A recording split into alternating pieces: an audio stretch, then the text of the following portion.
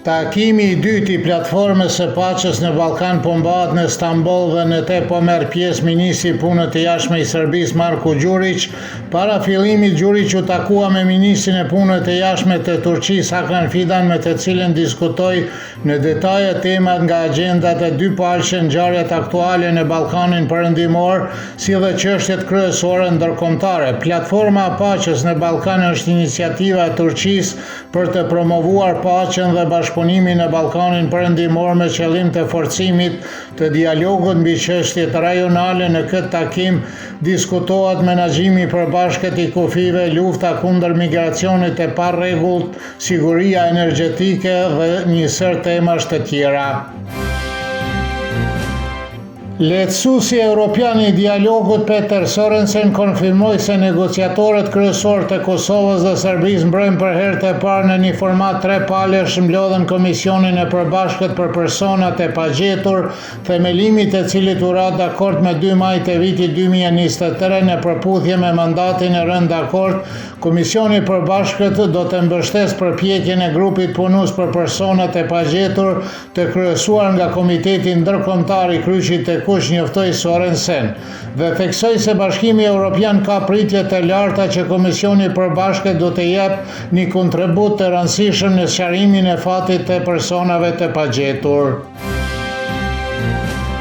Drejtori I Fondit për të Drejtën Humanitare Bekim Plakaj vlerësoi pas takimit të parë të mbrëmshëm të Komisionit të Përbashkët të Beogradit dhe Prishtinës për zbatimin e deklaratës për personat e pagjetur të mbajtur në Bruksel se përparësi duhet të jetë që çështja personave të pagjetur të shihet si humanitare jo politike. Plakaj theksoi se nuk ka shumë pritje pas takimit në Bruksel, duke kujtuar se kanë kaluar 2 vjet e gjysmë para themelimit të Komisionit të Përbashkët, por se ende shpreson që pikat të caktuara do të zbatohen. Në Kosovë, për shkak të parregullsive, votat në zgjedhjet parlamentare po numërohen përsëri, që prish agjendën politike dhe të shtyj Kosovën në një krizë institucionale, shkruan Deutsche Welle, edhe pse dukej se Kosova më në fund kishte kapërcyer bllokimin politik disa mujor pas zgjedhjeve të jashtëzakonshme parlamentare, tani shumë gjëra janë ende të pasigurta, vlerëson ky media dhe thekson se vetëm në komunën e Prizrenit Komisioni Qendror Zgjedhor zbuloi mbi 20.000 vota të atribuara gabimisht kandidatëve të caktuar. Policia e Kosovës me autorizimin e prokurorisë themelore në Prizren nisi hetimet në lidhje me dyshimin për në manipulimin e votave dhe falsifikimin të dokumenteve zgjedhore në procesin zgjedhor për deputet. Burimet e betimit për drejtësi konfirmuan se më shumë se 100 zyrtarë të punësuar nga Komisioni Qendror I Zgjedhjeve gjatë zgjedhjeve të 28 dhjetorit janë thirrur për intervistë si pjesë e hetimit, ndërsa pritet të ketë edhe persona të ndaluar. Deri me tani dihet se është ndaluar edhe komisioneri I Partisë së Re Demokratike kryetare, së cilës është Emelia Regjepi. Në Prishtinë është mbajtur një seancë dëgjimore kundër 5 serbëve të dyshuar për kryerjen e krimi lufte, përkatësisht për pjesëmarrjen e vrasjen e 8 civilëve shqiptar në rajonin e Gjilonit. Eksperti I cili duhet të përcaktonte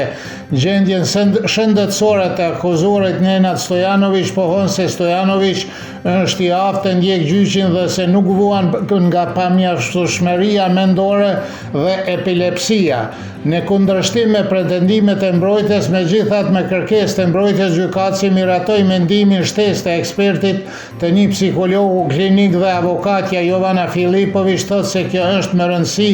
vendimtare në këtë rast.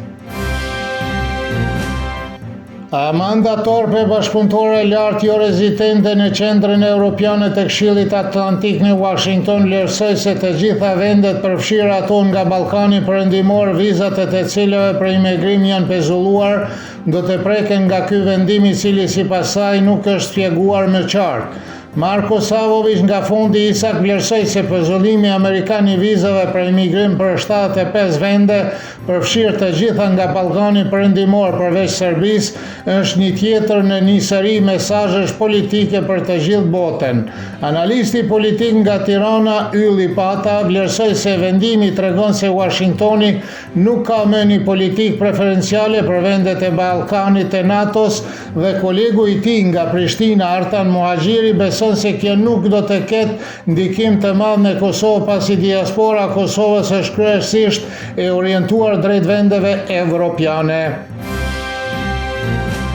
Moti nesër do të jetë kryesisht me vrenësira me jetë e lirë, kurse e fortë juglindore e cila do të fryjë në zonën e pjesës së Koshavës. Temperatura e mëngjesit do të sillet nga -1 deri në 3, kurse ajo maksimale ditore nga 6 deri në 12 gradë Celsius.